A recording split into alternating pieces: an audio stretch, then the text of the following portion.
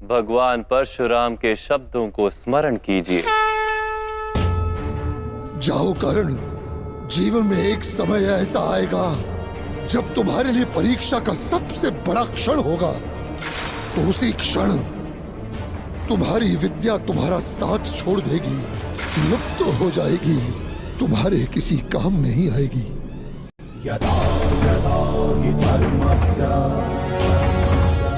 ग्लानिर्भवति भारत अभ्युत्थानमधर्मस्य तदात्मानं सृजाम्यहम्।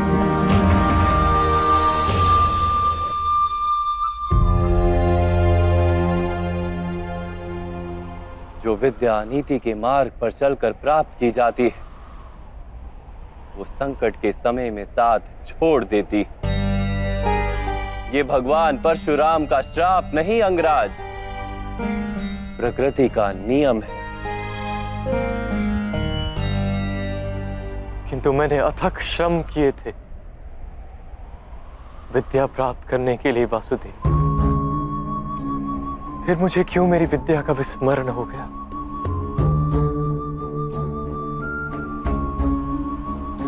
विद्या प्राप्त करने का प्रयत्न आपने क्यों किया था अंगराज? क्या विद्या का महत्व जाना था आपने? क्या विद्या प्राप्त करके समाज को लाभ देने की इच्छा थी आपके हृदय में, या केवल अपने अपमान का प्रतिशोध लेने हेतु आपने विद्या प्राप्त की? वास्तव में विद्या प्राप्त करने हेतु श्रम की तो आवश्यकता ही नहीं होती, केवल एकाग्रता और समर्पण पर्याप्त है। ज्ञान तो आत्मा का सहज गुण है, और आप बुद्धिमान हैं। आप ही बताइए, विद्या ग्रहण करते समय मन एकाग्र क्यों नहीं रहता?